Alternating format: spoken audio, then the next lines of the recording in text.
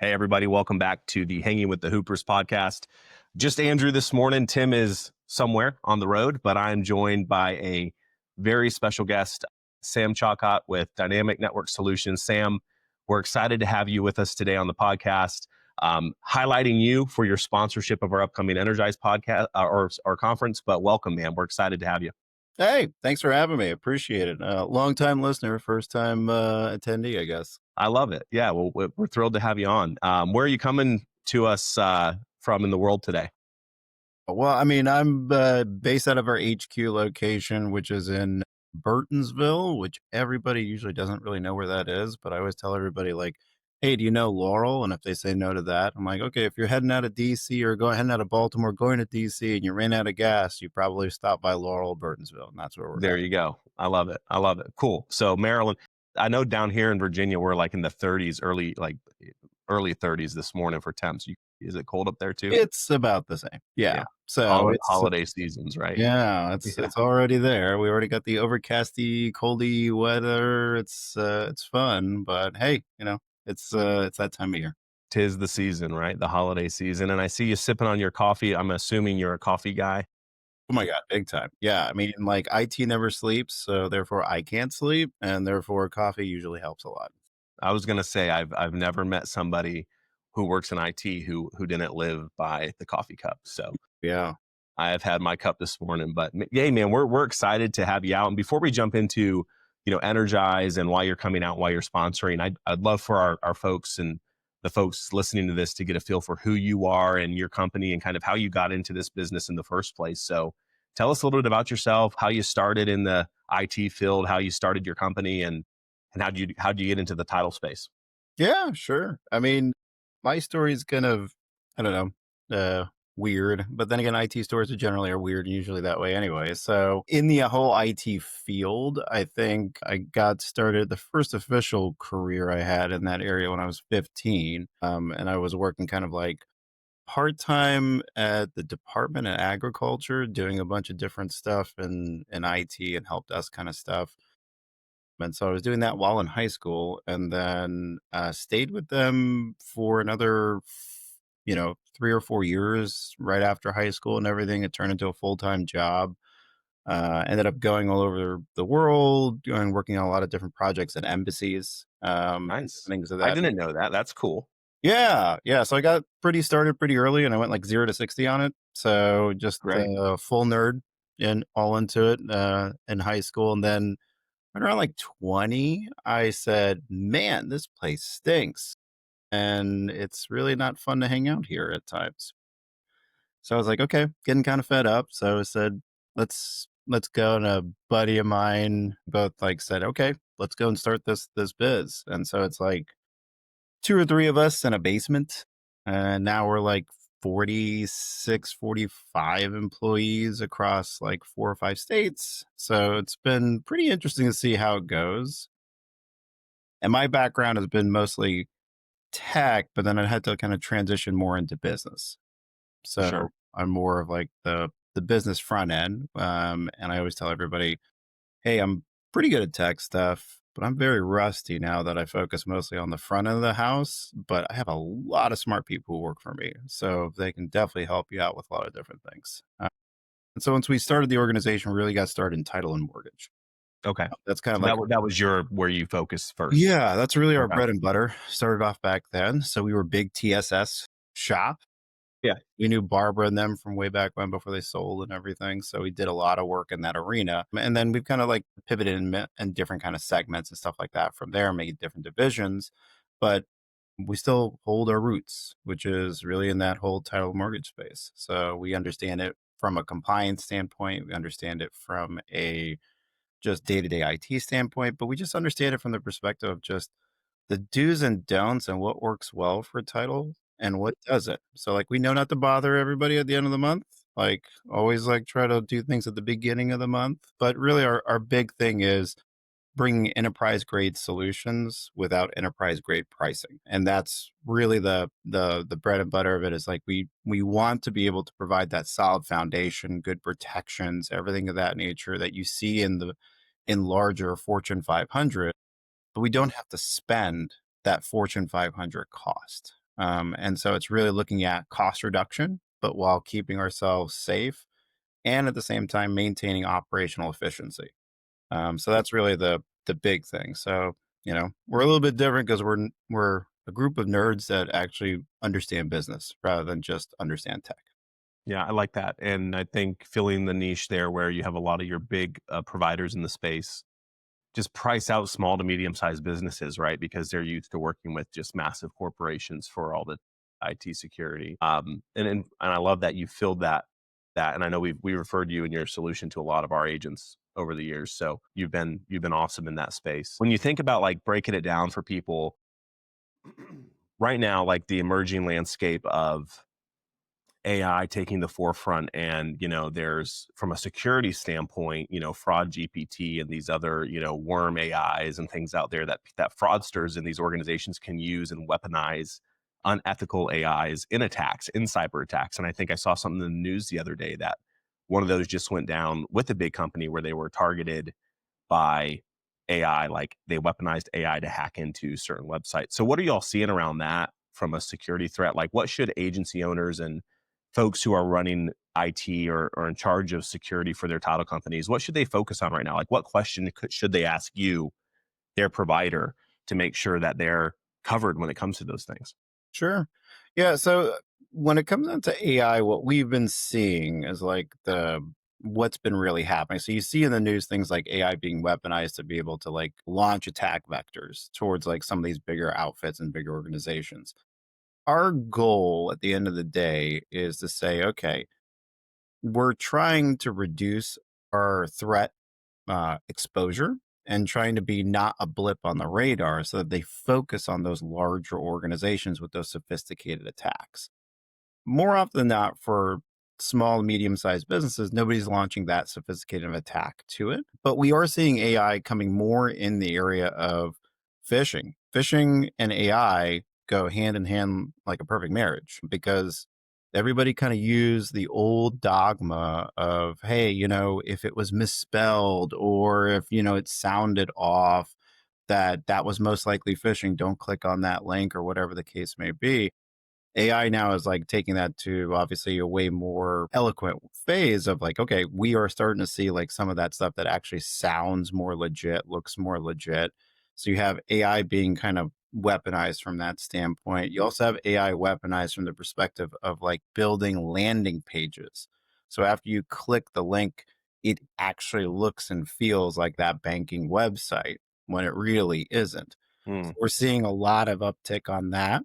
interesting. Yeah. So, like, it's allowing them to be able to make something more real, more believable, more, user interactive. Um, and then the other areas where the AI kind of comes in is more about automating their tasks. So, like, if they're trying to spam out a bunch of people, they're using AI agents to be able to go ahead and do that. And then we still have vocal AI that also comes into play too. So instead of whenever you're interfacing with these individuals, they may actually weaponize AI just to be able to be that person on the other end when you call, or the person that has called you to confirm something that you're exchanging emails back and forth on. And So it those are sounds the like areas. it can sound like a natural, like someone from Yeah. your area versus, someone that's like, oh, this is overseas somewhere and sounds fishy. And the Yeah. problem is like a lot of those AI agents are also scraping the web to get actual legitimate content. So when they're having the conversation, it's using public data of that individual that it's emulating to be able to go and have that convo. So it becomes harder to spot the issues. But we're going to see the proliferation of this even more and more. It reminds me of like the funny thing about the IT industry, as like dynamic and different as it is, it's very cyclical on problems. When we always see these issues, it's always been because we jump really quickly into like different types of technologies without thinking policy, procedure, strategy, and then people weaponize it. So like at first we were talking about things like, like downloading software, like, oh, let everybody download software. It's good. Now that's being pulled back because now it's like, okay, we went too quick there. They're weaponizing that. We need to pull that back. AI is like the next generation of that, where it's like, okay, we're jumping into that really quick. And they're weaponizing it. We have to like be able to like put some safeguards around it. So really in the area of safeguards, it's my big one is policy. is like really talking with staff about like what do's and don'ts in AI, do's and don'ts on general cybersecurity. And then it's training and reinforcement. Like the once a year training is just not going to cut it anymore. You have to have like some kind of reinforcement plan or progress that just says, hey, like in our organization, we send out fake phishing emails every Right. month to all of our teams and say, okay, if you click on one of these links, you get a slap on the wrist kind of a thing. That says, hey, you got to redo the training because you did this. So we're building good muscle memory from that standpoint. And so it's really important that we do things like that. And that's what helps us like have some success stories through that arena. So that we actually had one client that actually was able to save themselves from $150,000 theft. And they spotted the email. They did the right things on the email, but because of the training about the trust, but verify aspect, these threat actors actually called them and actually was trying to elicit this transaction to occur. And even then, they still used the same tactics they learned from our training to say, okay, hey, this doesn't sound right. Let me ask a couple of clarifying questions to the point where they just got fed up and they hung up. Yeah. So that transaction was saved from that just alone. So on top of the actual IT security provide, you focus heavily with your clients on that training, on the probably simulated phishing attempts, right? And like helping them implement that stuff with their teams. It's super critical. I mean, we've preached this for years and we do it too, but I've seen some companies kind of, I hate to say half-ass it, but in a way kind of do that sometimes where it's so obvious it's a phishing attempt. What I love here at our company, what they do is they put some effort into making those phishing attempt email tests seem super legit and like pertaining to something Sure. around the client transaction so that it's because that's where you're going to be targeted, right? And then earlier you were talking about the landing pages, and I've seen this myself because I'm training on AI heavily. So like there's a lot of this with AI tools that are like advertised out there, right? And if you just Google it and click on one of the first things, sometimes it's a fake landing page just trying to capture or take you to some AI that's not really the one you're looking for. And you don't know if it's fraudulent or not. And so I've seen that myself, but we got to think about our buyers and our sellers, right? When we're asking them to move money, and if they're getting targeted and they're landing on a page and AI can rip off Chase Bank's, you know, login portal and make it look pretty legit when someone lands there as far as like login and whatever it needs to be, right? Like that's a huge risk we should be educating our clients about too. Yeah, I mean, like, in my opinion, like, whenever I have any like cybersecurity talks for MLTA or anything of that nature, I always say the same thing of just like, I don't care how many systems you have, I don't care how much like software, AI is anything else that you have filtration. The number one threat for a business owner to any organization is their staff, but they're the number one asset too. So it's not like we're going to cut the staff, but we should at least educate them and give them a process. And more importantly, we need to be able to tell them that there are people behind the scenes that if you don't know, forward that email to. So like for us, like we preach that all the time of like, if you don't know, ask, like forward it over into our help desk. Our team will detonate it in a safe cloud environment and we'll tell you the results and say like, hey, that one actually legit. Like we clicked on the link, we went through it, didn't download anything, we didn't see anything suspicious on it in virtual cloud. You're in good shape. Or no, that one was a bad one. And sometimes they actually catch our emails and we'll be like, hey, that was us. Thanks. Hey, good job. Muscle memory. Love it. So yeah, keep that up. Yeah, that's what you want, right? So that's good. All right, so kind of changing gears a little bit. Obviously, Tim and I talk a lot about business leadership and management and people leadership. So you've transitioned over the years from kind of being that individual performer on a team in IT, and now you're leading team. So what's been the biggest kind of lesson over the years for you in building a business? And you mentioned already, people are your biggest asset. They can be your biggest liability too, right? So what are some lessons you've learned that you think would be valuable for the audience around leadership? I mean, we could spend a whole day just going over that stuff, right? I mean, like all the do's and don'ts. Like, my background, obviously, college dropout, didn't really do the whole thing. So I'm not professionally trained in anywhere for show of business. And I used to be really nerdy. I couldn't even have conversations with people. Like it was like really bad. So I had a lot of lessons learned. So one of them is obviously every organization, any business, it's a people organization. That's relationships, everything. So whether it's employees, whether it's vendors, whether it's, you know, your clients, it's all relationship driven. So being able to talk to people is like issue number one. You have to do it. You have to push out your comfort zone. The so like, and I use that example for a kind of like analogy for all business of like, whoever's comfortable, push past that. So like, because that is also the parts of risk. That's the also parts of things, but obviously do it calculated. Like for me, I'm the risk taker. That's my job. We have to be dynamic. It's literally in our name. So like we have to change, do things differently, look at it at a different angle, stuff like that. But I'm backed by a great team that I can be able to run things by. Like, am I going crazy by doing this? Like, is this going to be a bad thing? And so that's been it's having that yin and yang really helpful. So whatever organization, having that balance is very, very important. The other thing that I would say in general business from that standpoint is, and people have like lost this over time because they get like stuck in the process or stuck into their organization. And I always say like you work on your business, not in it. And like if you're working in it, you really lose sight of that. And so like all your people who work in it are automatically going to lose sight of it. So somebody has to champion not look in the business, but on the business. And what I mean by that is put yourself in your client's shoes from start to finish on any process and look at the client experience to the degree of like, even for me, like if we we change the way that how we have tickets get submitted into our system, everybody has to set up me as a client and run the process through me. So I'm going to look at the emails I get. I'm going to look at like the type of phone calls I get. Like I'm going to simulate as a client that client experience. And at the end of the day, that's our number one mission and vision for all departments, whether it's in accounting, project management, in network engineering, service. Hmm. Your goal at the end of the day is to safeguard the client experience. Are we making it better, more efficient? Are we making it more customer friendly?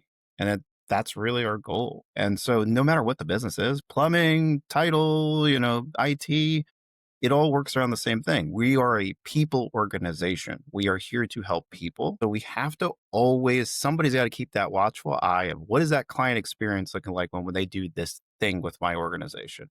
What is the client experience when this happens in my organization? And am I okay with that? And if I'm not okay, disrupt it. Like I understand the process is what it is and how it got started, but processes need to change over time. Get stagnant. They kind of stay the way they are because it worked. It's fine. But I really don't, it doesn't matter the organization. If you're not changing and adapting and making that process more efficient, streamlined, or even just better for your client experience, it doesn't become memorable. And so at that point, it loses value. Powerful stuff, Sam. And I would just reiterate, like, as I'm listening to you speak, makes my heart happy because these are a lot of the virtues of leadership and in running an organization that we preach a lot. But two main things you said that I want to just put a highlighter on. The first one is, as a leader, you don't need to know it all. You have a team of amazing people you've hired that you can trust, and you empower them to make the decisions and supersede you if need be. And I do see a lot of leaders fall in that cone of they feel like they have to be in control of it all, and they run off a lot of good people that way. And I don't know if it was Jeff Bezos or one of the tech leaders in the past who said, my job is to hire a lot of people who are a lot smarter than me so that they can help my company succeed. So I love that leadership lesson. And then the second piece, man, you hit the nail on the head. It's that consumer lens. We can get so focused on what our corporate initiatives are, if you will. And so like in the business of this is what we need and here's why, and we're right, that we never empathize and put ourselves in the client's shoes of what they're dealing with or the confusion or the pain points in our process that they might be having. And auditing your process, what you said you have your team do to you, where they run you through the gamut of what this new process is going to look like. It's so valuable. We used to teach back in the day, like in banking, like go into the branches and like sit there and just watch what Yes, happens as a very leader. much. Go in someone else's branches, sit and watch. And immediately you call out like things that are just, if you audit your business, you will succeed. You will get much, much better at it. So those are very Very valuable things, Sam. Good nuggets, man. I love that. Thanks, man. Good I stuff. mean, like it's a lot of trial and error in business. That's generally how it works. There's no book to it. I mean, like it's just you gotta learn as you go. But at the end of the day, like you learn from the mistakes. And And IT can be a tough business too in what you're doing because of the sense of there's a yeah, lot of brain power. And as you said, like the brain power, sometimes it doesn't always translate into communication power, right? And so that's a skill you have to learn to be able to go out and communicate in a way that the average consumer can understand because everyone doesn't understand talking tech talk, right? yeah, and so, like, that's kind of, like, part of it is, like so, like, a lot of,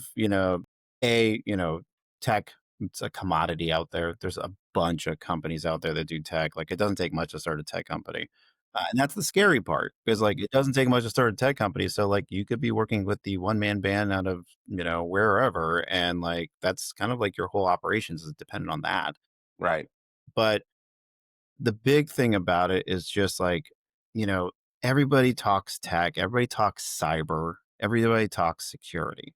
And those are all important things, obviously. But the thing that I always look at it is it's every organization's run the same way. It's people engagement. And so like we talk about IT from a different lens with business owners other than just protection, cyber and stuff like that. And it's the same thing for every other organization too. It's just like we're worried about making your employees happy so that you have employee retention. Because if I was in your shoes and I had this vendor work on like our healthcare and they sucked, then my employees would want to leave and I would have a hard time retaining them.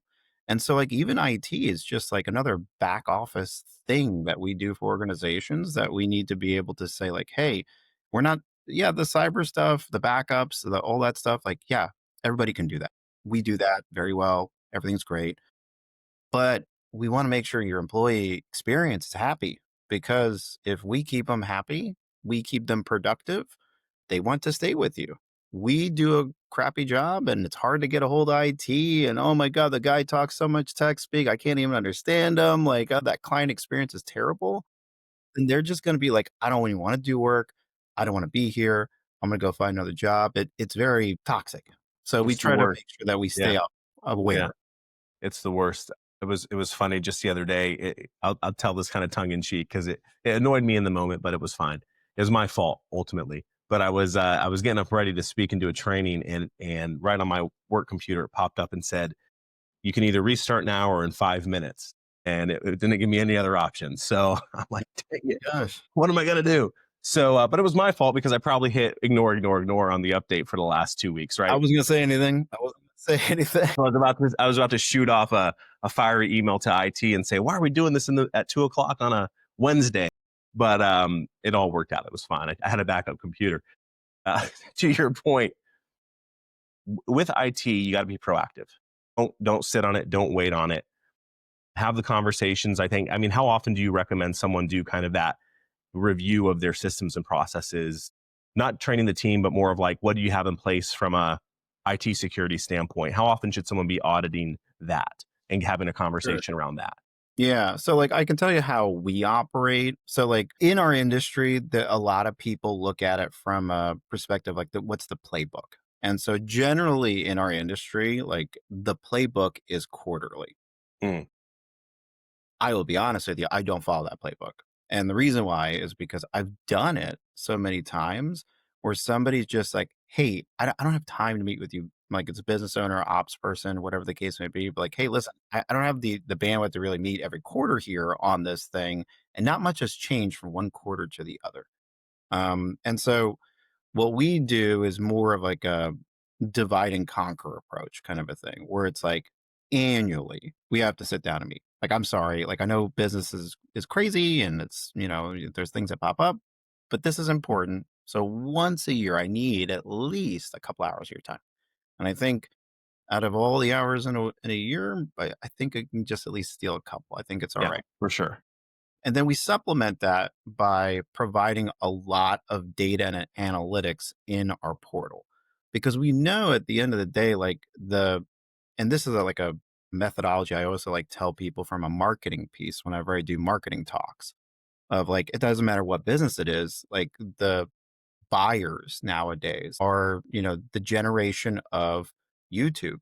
the generation of I want the information at my fingertips. I don't want to ask for it. So I need to be able to provide it for them. And so by in our portal, we provide monthly reports of everything that's happening, from cyber to like how their machines are doing to backups and everything of that nature. And we tell them, listen, these reports generate every month. They sit right here in your portal. You're able to peruse them at any time. And if you have a question, you hit this button, say, I have a question, and one of our people will reach out to you to go ahead and answer that question for anything. But we're going to mandate at least once a year that we touch base. And then in between that, it's always just like, hey, we are noticing trending or anything. So like usually what we see between that is like 0-day threats. Hmm. 0-day threats are a big thing. Something just came out, released, we need to do something out of norm on update or whatever the case may be. That's more of like immediate communication, let's go. Or if we're seeing some kind of trend or analysis from that perspective. But minimum, I always say once a year. And I always say, like, use that because we talk through our what's our called our VCIO report. Hmm. Talk through cyber. We talk through like the tech stuff and a lot of the stuff that people like roll their eyes in the back of their head. But then we also start talking about business process. So like we talk about like what is your AI use and what is your AI policy? Like how are you integrating that? How are you automating some things? What is the role of a CRM in your organization? Do you even know what a CRM is? Do you know what it could be doing for you? What are you doing in the area of like looking at your insurance coverage? Like, are you protecting yourself either in the area of cyber and other liabilities from that standpoint? Right. So, like, every organization that kind of does what we do really does that same old playbook where they meet every quarter and then just look at, like, well, this is old, we should replace it. This is a new piece of software, we should get it. We should upgrade this, we should do that. And then you tell me what you need, client. And Hmm. then for us, it's more of like, okay, that stuff, that's basic. We always do that. There's reports that generate every month for you to know that. Like, okay, that machine's old, we should upgrade it. That's the easy stuff.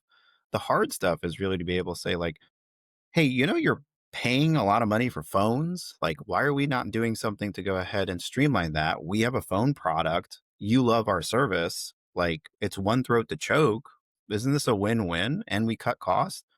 And at the same time, like, what are we doing on these policies for AI? Well, we don't use AI around here. I guarantee you your staff is. Yeah, they So are. we need They're to figuring talk. out how to, right? Yeah. And then it's like just also having conversations about like business process and marketing. And just like, okay, how do you elicit new clients? How do you track it? How do you do any of that stuff? If it's like a spreadsheet, let's talk about what's better than a spreadsheet and really at least be able to provide the data. If it's of interest, we're not pushy salespeople. We're not going to make them do it, but at least we're going to bring them all the information, make sure they're aware of it so that they're making an informed decision. And then we're telling them, here's the areas where we can help. Great.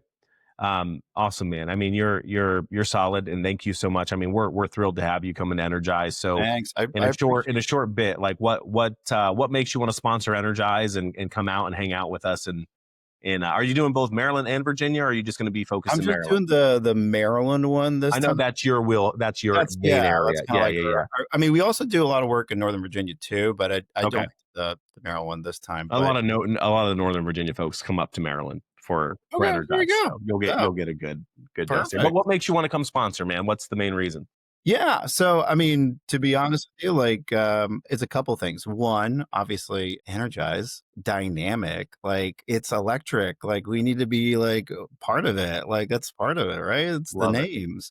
But the other part of it is really just you know, uh, we've done a really good job of like working with our existing clients, and we've done a really good job at word of mouth, but we haven't really done so much of a bang up job of like getting out there and talking to new people. And so like we are now really focused on it, like on the MLTA side. People have seen me present many a times over there, so it's now getting that outreach going of just saying like there are better options out there that is not going to cost you an arm and a leg. And all you got to do is give us a shot. And if you hate us, cancel us after 30 days. Like you're not stuck with these long-term contracts with us or stuff like that. It's just like there is better ways out there. We've designed it for a lot of organizations.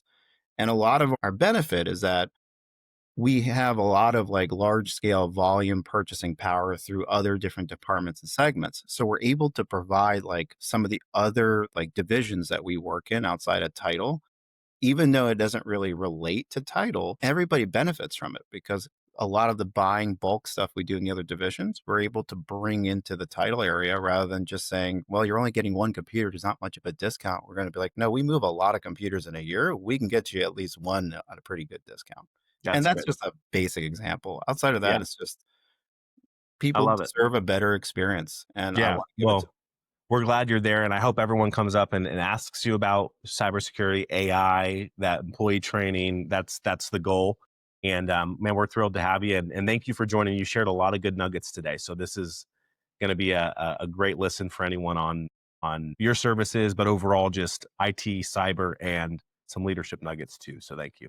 Yeah, my pleasure. And, anytime you want me to hop back on, always happy to keep talking. Yeah, I might have to get you on and just one day just go real deep on some of the AI stuff that we talk But about yeah, out we there can because nerd that's out on AI we can stuff nerd all out on day. that for Like, it's probably a going good to hour and be, a half, but yeah, for sure. But no, you're awesome, man. Thank you so much. I can't wait to see you in a few short weeks in January, and yeah, it's gonna be great. likewise. All right, see y'all there. All right, take care.